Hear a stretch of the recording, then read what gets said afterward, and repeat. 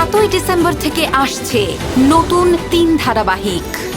কন্যাদান প্রতিদিন রাত 8:30টায়, হারানো সুর প্রতিদিন রাত 9টায়, সরস্বতী প্রেম প্রতিদিন রাত 9:30টায়। আপনি এদেরকে অ্যারেস্ট করুন, আমি একটু পরে গিয়ে এফআইআর লজ করে দিচ্ছি। এই এদেরকে গাড়ি দিয়ে তোলো। এই গুরু আরে গাড়ি তো অফিসার, কাজটা কিন্তু ভালো করছেন না। আপনাকে কিন্তু এখানেই থাকতে হবে। ঠিক আছে, না হয় খারাপ কাজটাই করে ফেললাম, কি আর করা যাবে। যা কপালে আছে তাই তো হবে। তা বলে তোমার মতো একটা লক্কা পায়রাকে রাস্তায় তো ছেড়ে রাখতে পারি না। তোমার এত বড় সাহস, তুমি ম্যাডামকে অপমান করেছো, ম্যাডামের সাথে অশ্লীল ব্যবহার করেছো। বাড়তে বাড়তে কত দূর বেড়ে গেছো সেটা নিজের একবার ভেবে দেখেছো?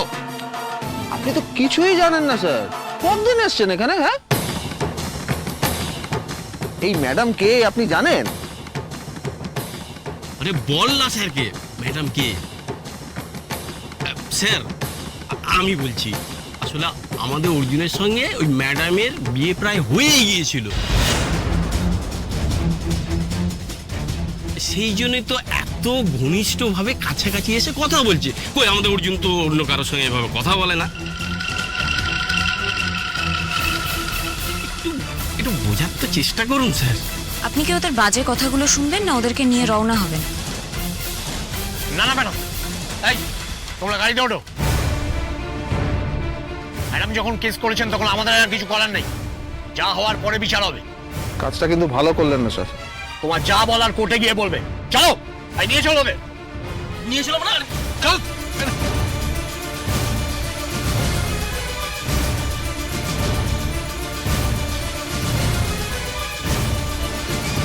এসো রহমান।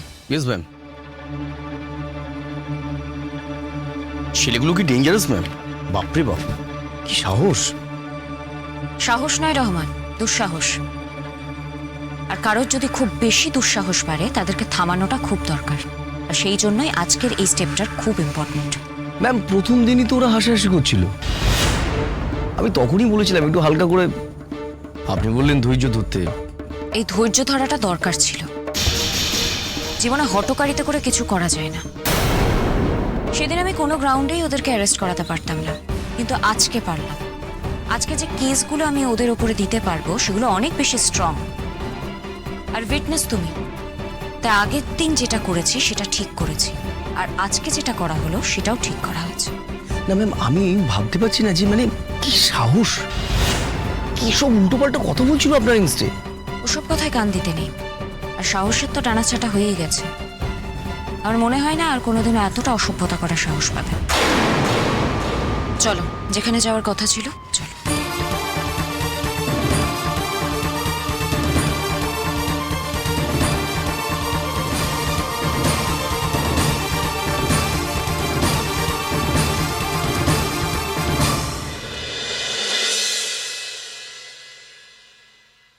বলি চলো বেরোবো।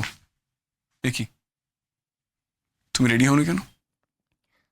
আমি তো তোমাকে বলেইছি আমি যাব না। কিন্তু তুমি তো জানতে আমি টেবিল বুক করে দিয়েছি।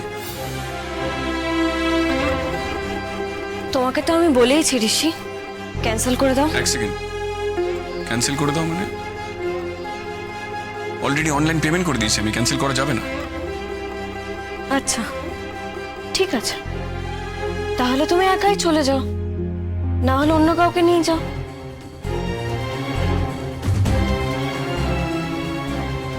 কি বলতে চাইছো তুমি? তুমি বাড়ির অন্য কাউকে নিয়ে চলে যাও, না হলে তোমার অন্য কোনো বন্ধুকে বলো তাকে নিয়ে চলে যাও, না হলে একাই যাও। তার মানে তুমি যাবে না, তাই তো? আমি যে যাব না সেটা আমি তখনই বলেছিলাম। তোমার কি আমার কথা বিশ্বাস হয়নি? তুমি কি ভেবেছিলে আমি এমনি এমনি বলেছি? তোমার কি মনে হয় ঋষি, সামান্য একটু রেস্টুরেন্টে খাওয়ালেই আমি তোমার অপরাধ ভুলে যাব? আবার কিন্তু তুমি আমাকে অপরাধী করছো। প্রত্যেক দিন একই জিনিস ঘটছে। তুমি একটা জিনিস ভেবে দেখো, আমারও সহ্যের একটা সীমা আছে। হ্যাঁ, তাহলে তুমি কি করবে? তোমার আমার সহ্যের সীমা পেরিয়ে গেলে তুমি আমাকে এখান থেকে সরিয়ে দেবে, তাই তো? তোমার কি মনে হয় ঋষি, আমি এখানে থাকতে চাইছি? না গো, আমার এখানে থাকার একটু ইচ্ছা নেই। তুমি এত তাড়াতাড়ি সবকিছু কি করে ডিনাই করো বলো তো? তুমি আমার কাছে কোনোদিন ভালো কিছু পাওনি, সবসময় আমার দোষটাই দেখেছো। জাহ্নবী আমাকে ফোন করেছে, আমি ওকে ফোন করিনি, এর দায় আমার নয়। ঠিক আছে, তুমি যখন দেখলে জাহ্নবী ফোন করেছে, তুমি অ্যালাউ কেন করলে? তুমি তো ফোনটা কেটে দিলেও পারতে। কেটে দেবো কেন? জাহ্নবী এমন কি দোষ করেছে যে ওর ফোন আমাকে কেটে দিতে হবে? শোনো ঋষি, তুমি এখন সংসার করছো, তোমার বিয়ে হয়েছে, দুদিন পর তোমার সন্তান আসবে বাড়িতে। আমি চাই না তুমি তোমার পুরনো বউয়ের সঙ্গে যোগাযোগ রাখো। অবশ্য আমি পুরনো বউ কেন বলছি, তুমি তো এখনো তাকে ডিভোর্সই করোনি। আচ্ছা ঋষি, তুমি কেন ডিভোর্স করোনি তাকে? উত্তর দাও, আজ তো তোমাকে উত্তর দিতেই হবে। কেন করো না ডিভোর্স তুমি? অফিসিয়ালি এখনো তো সে তোমার বউ। দেখো ঋষি, আজ কিন্তু তোমাকে উত্তর দিতেই হবে, কারণ তুমি যেটা করছো সেটা অন্যায়, সেটা বেআইনি কাজ। আচ্ছা ধরো, আজ যদি আমি কমপ্লেন করি বা জাহ্নবীও যদি কমপ্লেন করে, তুমি তো ফেঁসে যাবে, তোমার চাকরি চলে যাবে। ঋষি, কি চাইছো তুমি? আমি কি চাইছি সেটা তোমাকে আমি বারবার বলেছি ঋষি। আমি চাই না আমাদের সংসারে অন্য কারো ছায়া পড়ুক। ফাইন, আমাকে কি করতে হবে? তুমি জানো না কি করতে হবে? তুমি সত্যিই জানো না কি করতে হবে? তুমি জাহ্নবীর সঙ্গে আর কোনো যোগাযোগ রাখবে না। তোমার ওর সঙ্গে যা সম্পর্ক সব তুমি ছিন্ন করবে। আমি যোগাযোগ রাখিনি, রাখিও না, কিন্তু আমাদের কাজের সূত্র যদি এক হয় তাতে আমার কিছু করার নেই। তাহলে তুমি ডিভোর্সটা কেন করছো না সেটার উত্তর দাও। ডিভোর্স দিলে সব প্রবলেম সলভ হয়ে যাবে আমাদের? আমি জানি না তাতে প্রবলেম সলভ হবে কিনা। আমি তো তোমার মনের মধ্যে ঢুকতে পারবো না ঋষি, কিন্তু হ্যাঁ, আইনগত দিক থেকে যদি আমার একটা সিকিউরিটি আসে, একটা নিশ্চয়তা আসে, ঠিক আছে, সেটুকুই থাক। তুমি একবার ভাবো তো আমি কোন জায়গায় দাঁড়িয়ে রয়েছি।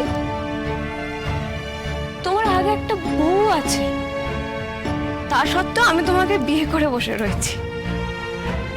তুমি বোঝো না না একটা মেয়ে হিসেবে আমার কতটা খারাপ লাগতে পারে। যে কোনো মুহূর্তে আমার বিয়েটা তো ইনভ্যালিড হয়ে যেতে পারে। প্রতিটা মুহূর্তে মনে হয় আমার পায়ের তলা থেকে মাটি সরে যাচ্ছে। এতদিন তো আমি একা ছিলাম, তবু না হয় একরকম ছিল, কিন্তু আজ তো আমার সঙ্গে সন্তান আছে। তার ভবিষ্যৎটা কি হবে ঋষি? তার পরিচয় কি হবে? আর জাহ্নবী যদি কোনোদিন তার অধিকার নিয়ে ফিরে আসে, সেদিনই বা কি হবে? আমি জানি তুমি আমাকে বারবার বলেছো যে জাহ্নবী কোনোদিনও তার অধিকার নিয়ে ফিরে আসবে না, তুমি সেটাই ভাবো, কিন্তু বিশ্বাস করো ঋষি, আমি এরকম ভাবে ভাবি না। মানুষের মন তো, কখন কি হয় কিচ্ছু বলা যায় না। আচ্ছা যদি সেটাই হতো, যদি জাহ্নবী তোমার সঙ্গে সম্পর্ক নাই রাখতে চাইতো, তাহলে তোমাকে ফোন কেন করে, তোমার সঙ্গে যোগাযোগ কেন রাখতে চায়? এটাই তো লক্ষণ ঋষি। হ্যাঁ, এটাই লক্ষণ যে ও ধীরে ধীরে এগোচ্ছে। দেখো, তোমার সঙ্গে এই নিয়ে আমি তর্ক করবো না, কারণ তর্ক করলে অশান্তি বাড়বে। শুধু আমি এইটুকু বলতে পারি, তুমি জাহ্নবীকে এখনো চিনতে পারোনি। ঠিক আছে, তুমি চেনো বা না চেনো এটা তোমার ব্যাপার, কিন্তু তুমি একটা দাবি করেছো, আর এই দাবিটা যুক্তিসঙ্গত। ফাইন, আমি জাহ্নবীকে ডিভোর্স দিয়ে দেবো। ঋষি, তুমি আমার সামনে তাহলে ফোনটা করো। তুমি বলো যে তুমি জাহ্নবীকে যে পিটিশনটা পাঠাবে ও যেন সই করে দেয়। তুমি তো মিটিং এ যাবেই, তখন যেন তোমাকে পিটিশনটা হাতে দিয়ে দেয়। না, আড়ালে বললে হবে না ঋষি, আমার সামনেই বলতে হবে, এক্ষুনি বলতে হবে। বলো তুমি এটা। এক্ষুনি বলতে হবে? হ্যাঁ, এখনই বলতে হবে। আচ্ছা, এই কথা কি ফোনে বলা যায়? আমি যখন যাচ্ছি তখন আমি ফর্মটা নিয়ে যাব, পিটিশনে সই করে নিয়ে আসবো। তুমি তো দেখতেই পাবে, শুধু শুধু ফোনে বলে লাভ কি? আর তো একদিন দুদিন, তুমি একদিন দুদিন ওয়েট করতে পারবে না? না ঋষি, আমার রাতের বেলা ঘুম হয় না, সারা দিন আমি অস্থির অস্থির করতে থাকি। আমার আমার তো ব্লাড প্রেশারটাও বাড়ছে। যদি এরকম চলতে থাকে তুমি কিন্তু আমাকে আর বাঁচাতে পারবে না। অবশ্য হ্যাঁ, তুমি যদি চাও আমি মরে যাই তাহলে অবশ্য আলাদা কথা। বলি, তাছাড়া কি বলবো বলো তো? তোমার এই এত দিনের পেন্ডিং কাজটা তুমি করোনি কেন? আমার এটা করার কথা মনে হয়নি। কেন মনে হয়নি? ও, তুমি আসলে ওকে ডিভোর্স করতে চাও না, তাই তোমার মনে হয়নি। তুমি ভুল বুঝছো। যেই জাহ্নবী আমার মনের ত্রিসীমানাতে নেই, সে তার অধিকার দাবি করতে আসবে, সেই জন্য আমি এই ব্যাপারটাকে ইম্পর্টেন্স দিইনি। শোনো ঋষি, তুমি কি এখন ফোনটা করবে না করবে না? তুমি যখন বলছো তাহলে আমি ফোন করছি, কিন্তু তারপর তুমি শান্ত থাকবে তো? দেখো অলি, আমি একটা অফিসে কাজ করি, খুব কঠিন কাজই করি, কিন্তু আমি সারাদিন কাজ করতে পারি না, স্ট্রেস থাকে। তোমাকে আমার কথা বুঝতে হবে। এবার তুমি যদি আমার কথা না বুঝো তাহলে আমার কিছু করার নেই। অলি, তুমি আমার স্ত্রী, অ্যাটলিস্ট তোমার থেকে তো আমি এটা এক্সপেক্ট করতেই পারি। যতদিন অবধি না জাহ্নবীর সঙ্গে তোমার সমস্ত সংসর্গ ধুয়ে মুছে সাফ হয়ে যাচ্ছে, ততদিন অবধি আমি তোমাকে পুরোপুরি স্বামী হিসেবে মনেই করতে পারি না। আমার আমার মনের মধ্যে ভীষণ একটা বাধা তৈরি হয়, জানো তো? এটা না নিজের সঙ্গে নিজের লড়াই। হ্যাঁ ঠিক, আমি তোমাকে এটা কোনোদিনই বলিনি, আজ বললাম। ঋষি প্লিজ, এই জাহ্নবীর এই ব্যাপারটা এবার তুমি মিটিয়ে ফেলো, তাহলে দেখো আমিও পিসফুলি সংসারটা করতে পারবো। আমি জানি ঋষি, আমি মাঝে মাঝে রিয়্যাক্ট করি, আমি তোমাকে হার্টও করি, কিন্তু বিশ্বাস করো আমি একটা জায়গা থেকেই করি। ওটা না আমার চূড়ান্ত ইনসিকিউরিটির জায়গা। আচ্ছা, একটা মেয়ে বিয়ের পর কতটা ইনসিকিউর লাইফ কাটাতে পারে বলো তো? তার সন্তান হতে যাচ্ছে এবং তখন যদি সে দেখে যে তার স্বামী তার আগের বউয়ের সঙ্গে সমানে যোগাযোগ রক্ষা করে চলেছে এবং অফিসিয়াল ডিভোর্সও হয়নি, তখন তার মনের অবস্থা কি হতে পারে বলো তো? ঋষি, তুমি না নিজেকে আমার জায়গায় প্লেস করো, বুঝলে? তাহলে একমাত্র তুমি বুঝতে পারবে যে আমি কতটা যন্ত্রণায় আছি, কতটা কষ্টে আছি। ঠিক আছে, আমি ফোন করছি।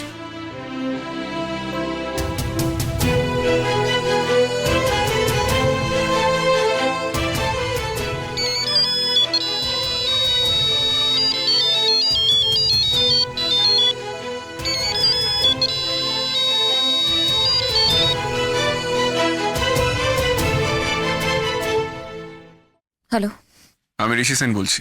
ইয়েস, আমি জাহ্নবী চ্যাটার্জি বলছি। আপনি নিশ্চয়ই আমার সাথে কথা বলার জন্যই ফোনটা করেছেন। অ্যাবসলিউটলি তাই। হ্যাঁ বলুন, আমি একটু তাড়াতে আছি। বলার বিশেষ কিছু নেই, আমাদের মধ্যে একটা কাজ পেন্ডিং রয়ে গেছে। কি পেন্ডিং কাজ বলুন তো?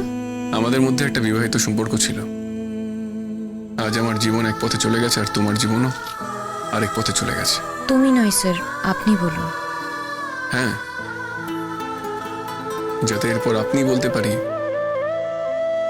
সেই ব্যবস্থা করার জন্য এই ফোন। ঠিক বুঝলাম না। আমাদের একটা কাজ পেন্ডিং আছে, সেই ব্যাপার নিয়ে ফোন করেছি। আপনার নিশ্চয়ই মনে থাকবে আমাদের বিয়ে হয়েছিল, কিন্তু আমাদের ডিভোর্স হয়নি। অথচ আমি বিবাহিত, আর এই কারণে আমার ওয়াইফ একটু মেন্টালি স্ট্রেস থাকে, প্লাস এটা আইনের চোখে অপরাধ চক্ষু। তাই তাই না বলছি, তাই এই ব্যাপারটা যদি মিটিয়ে ফেলা যায়। কি করতে হবে আমাকে বলুন। আমি তো মিটিংয়ে যাচ্ছি, আমি পিটিশনটা নিয়ে যাব। যদি সাইন করে দাও তাহলে নিশ্চয়ই করে দেব। আসলে আমার মাথাতেই আসেনি, না হলে আমি আগে ইনিশিয়েট করতাম। না ঠিক আছে, আমি তো বললাম। ঠিক আছে, তাহলে ওই কথাই রইলো। আপনি পিটিশনটা নিয়ে এলে আমি সই করে দেব। Thank you so much. এতে তো থ্যাঙ্কসের কিছু নেই, এটা তো আমার কর্তব্য। আর আপনি এই কর্তব্যটা আমাকে মনে করিয়ে দিয়েছেন, সেই জন্য আমার আপনাকে ধন্যবাদ জানানো উচিত। ওকে, রাখছি।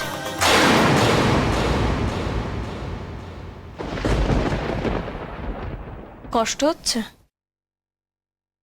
কষ্টের কথা কখন বললাম? সব কথা কি আর মুখে বলতে হয়? মানুষের মুখ দেখলেও তো বোঝা যায়। তোমার মুখ দেখে বোঝা যাচ্ছে, জানো তো তুমি সাংঘাতিক একটা যন্ত্রণার মধ্যে দিয়ে যাচ্ছ। এই যে এতক্ষণ ধরে ফোনে তুমি যে কথাগুলো বললে, সেটা বলার তো তোমার একটু ইচ্ছে ছিল না। আমার জন্য, শুধুমাত্র আমার জন্যে তুমি বলতে বাধ্য হয়েছো। কাজটা করে দিয়েছি, তুমি প্লিজ এটা নিয়ে আর অশান্তি করো না। আচ্ছা ঠিক আছে, ও কি বললো? ও ও করে দেবে বললো তো? হ্যাঁ, বলার তো কথা, না বলার তো কিছু নেই। এবার জাহ্নবীকে আমি যতদূর চিনি, আই এম শিওর এটা নিয়ে কোনো সমস্যা হবে না। তোমার কথা রেখেছি, এবার তুমি আমার কথা রাখো। ওটা শুধু আমার কথা ছিল বুঝি ঋষি? না, আমারও কর্তব্য ছিল, তুমি আমাকে মনে করিয়ে দিয়েছো, এই জন্য বললাম। আচ্ছা তাহলে বলো তোমার কি কথা? আমাদের টেবিল বুক করা আছে, আমাদের যেতে হবে, যাবে তো? আচ্ছা, এখনো কি তোমার যেতে ভালো লাগবে? কেন? আমি তো বলছি যাওয়ার কথা। দেখো ঋষি, তুমি তোমার মনের ইচ্ছের বাইরে কিছু করো, সেটা আমার ভালো লাগবে না গো। কারণ তাতে আর যাই হোক, তোমার তো মন থাকবে না। আমি তো তোমায় নিয়ে যেতে চাইছি, সেটা তো কর্তব্য। এবার আমার মুখে যদি তুমি কথা বসাও, তাহলে আমার কিচ্ছু করার থাকে না। কথা বসানোর তো কিছু নেই। আচ্ছা তুমি সত্যি বলো না ঋষি, তোমার খারাপ লাগছে না? তোমার একটুও খারাপ লাগছে না? এরপরেও তোমার যেতে ইচ্ছা করছে? তোমাদের সম্পর্কটা যে শেষ হয়ে যাচ্ছে, তোমার খারাপ লাগছে না? সম্পর্কটা কি কোথাও ছিল যে শেষ করে দিতে হচ্ছে বলে খারাপ লাগবে? সম্পর্ক না থাকলেও মনের ভেতরে কোথাও একটা গিয়ে তুমি জানতে, তুমি এখনো জাহ্নবীর স্বামী। সেটাও যখন শেষ হয়ে যাচ্ছে, তখন তুমি যদি প্রতিটা মুহূর্তে নিজে নিজে ভেবে সমস্যা তৈরি করো, তাহলে আমার কিছু করার নেই। দেখো ঋষি, আমি কিন্তু ডেসপারেটলি সংসারটা করতে চাইছি, আর তার জন্য তোমার কোঅপারেশনটা দরকার। আচ্ছা ঠিক আছে, আমি রেডি হয়ে নিচ্ছি। Thank you so much. আমি নিচে ড্রয়িং রুমে ওয়েট করবো।